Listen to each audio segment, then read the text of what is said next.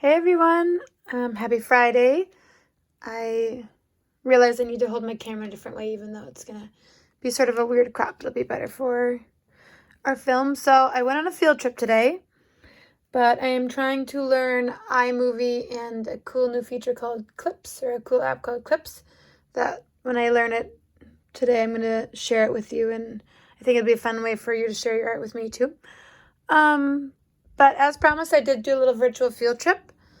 I wanted to show you, I got my coffee again. This is our afternoon coffee break reading time. And I wanted to talk to you about palettes, like we started talking about yesterday. So here are 3 of my paint palettes. And please let me know if you'd be interested in learning how to make these. I make these from old tins.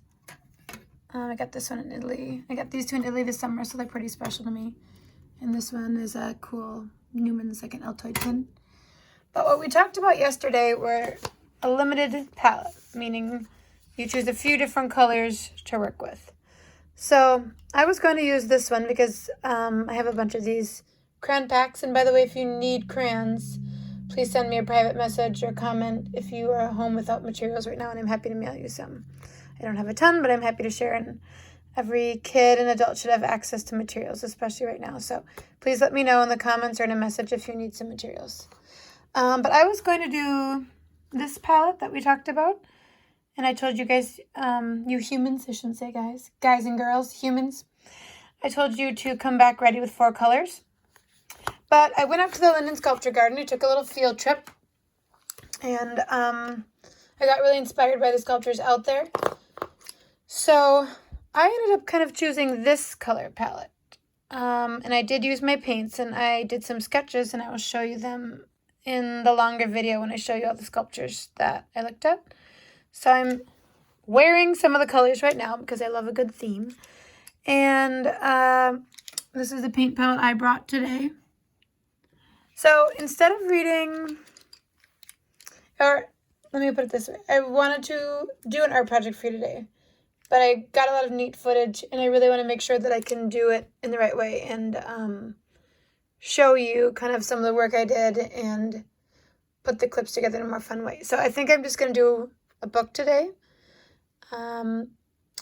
We talked a little bit about the color palettes. I'm going to put these down for now.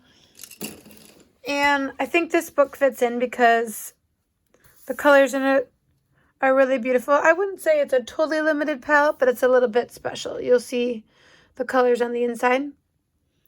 And it's also a really beautiful book about a woman named Ruth Asawa, who I've started learning about this year.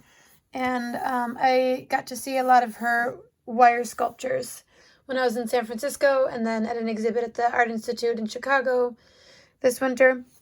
But I think Ruth is really cool because she spent a lot of time outside when she was younger in her garden and learning about different things, and that really informed her artwork. So I was really excited about the nature I found today. Oh, and you know what? I actually grabbed some of it. I'll show you. Let's see if I can find it in my book. Please excuse my... Here we go. You'll see these come up again, but these, if anyone knows the name, please tell me. And I did not pick these. These were on the ground already. So I always call them vanilla bean pods. They are not actual vanilla bean pods because those are tropical, but they were all over. And you can see this beautiful rich brown color in the seeds.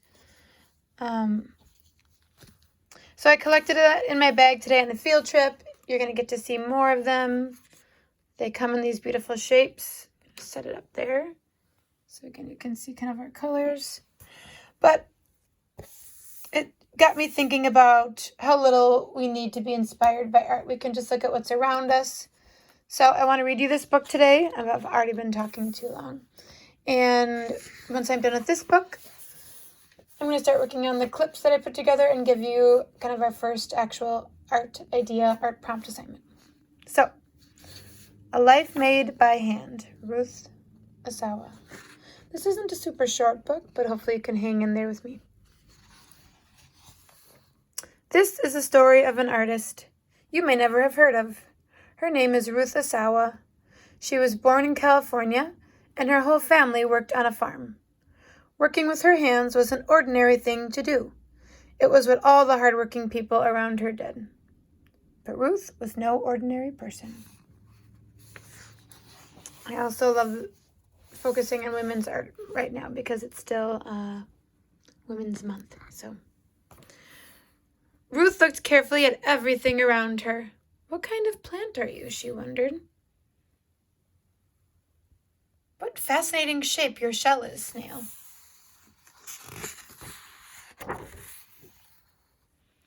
What delicate and beautiful wings you have, my friend. Hello, Spider. How did you figure out to make your web? How to make your web? And look at the way they draw. And actually, they're using collage here. We talked about collage yesterday. So there's some drawings, and it looks like they're also doing some paper collage, which is a pretty neat way to mix medias in your artwork. Ruth liked to look at the drops of water in her garden. She often stopped to notice how the light shone through their delicate shapes. Her hands were always busy making things out of anything she could find. She made tiny animals out of the wire she found around the farm. She created shapes by folding paper.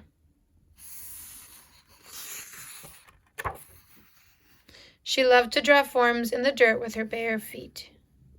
Look at that cool illustration.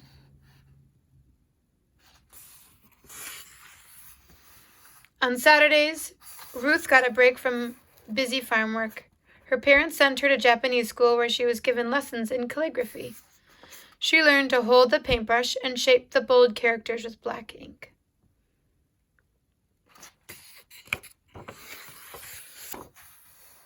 When Ruth was older, she continued to study art. She went to Black Mountain College, an unusual school filled with brilliant people.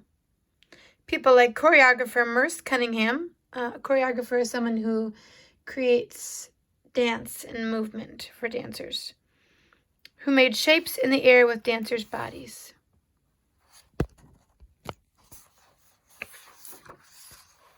And one of her most inventive teachers, Buckminster Fuller, who was always busy coming up with new ideas to make our planet a better place to live. These are some great words. Scientist, inventor, designer, author, futurist, mathematician, philosopher, visionary, poet, architect. All of these are arts. And actually, sorry for so many interruptions, I just saw someone post a video about building their own geodesic dome, which this is sort of a geodesic dome shape with cardboard. So if you want me to figure that out and show you how to try and do one, let me know, and I can do it. I would do that for you. Joseph Albers taught students to make art out of everything around them. Leaves, paper, wire, clay, even garbage. Don't throw it away. Just look at it in a new way. He became famous for his color square paintings. And then here's a little picture of the artist we're talking about, Ruth. So this is a really neat example of collage in this book. Ruth was eager to learn from interesting people around her. On a trip to Mexico, a local craftsman taught her how to weave with wire, looping it around and around to make baskets. We're definitely going to learn how to weave baskets. Mini baskets. I love this picture. When Ruth got back home, she experimented with wire. She was so excited to discover that a line can go anywhere. In Ruth's hands, simple wire turned into graceful sculptures that were light as air.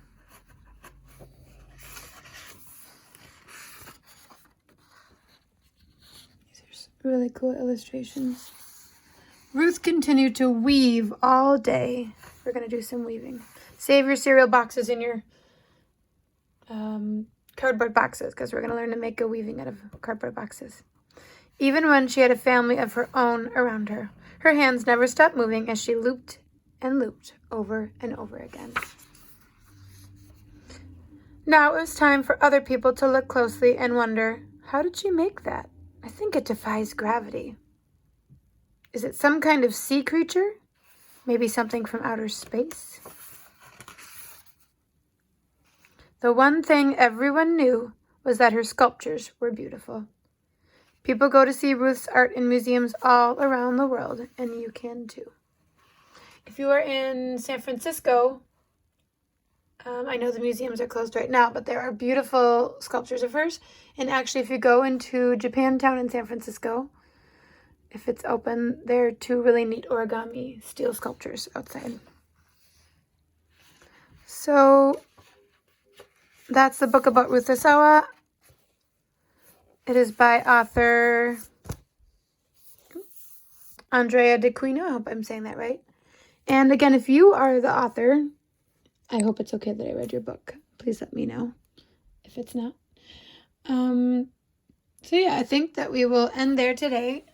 And again, if you do want to know how to make these palettes, I'm happy to do a tutorial on those. These are an example of something that would take a little bit more. We have to buy the clay, but you can find all of this on Amazon right now, or your local art stores if they're open where you are. But these are really fun to make, so let me know. Go try and, I guess I could give you an assignment today. I haven't been able to finish the one I wanted yet, but if you wanted to go outside and see what's in your yard right now and even just try sketching, sometimes the hardest part with art is getting started. So I like to just take things to look at, arrange them in front of me. That's called a still life. And then just sketch, just start somewhere. So if you wanted to do that with some of the color palette colors you chose, but I'll have a more fleshed out art prompt for you tomorrow. I hope you have had a great day. Thank you for reading with us, and come back tomorrow for a full art project.